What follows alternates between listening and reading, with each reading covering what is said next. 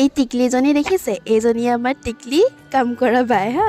চৰি বেয়া নাপাব, এনেই ধেমালি কৰিছোঁ। তাই আচলতে আমাৰ ষ্টাফৰে এজনী বাৰ ছোৱালী। তাই আমাৰ ঘৰত আহিলে এনেকেই পানীৰ লগত খেলি খেলি গোটেই পাচলিত পানী দিয়ে, আৰু লাষ্টত চাবচোন তাই কি কৰিব।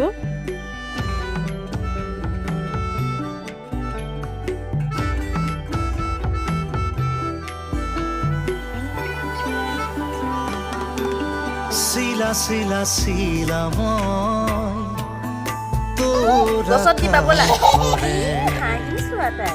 উৰি উৰি ফুৰো মই ডাৱৰে পোহৰে।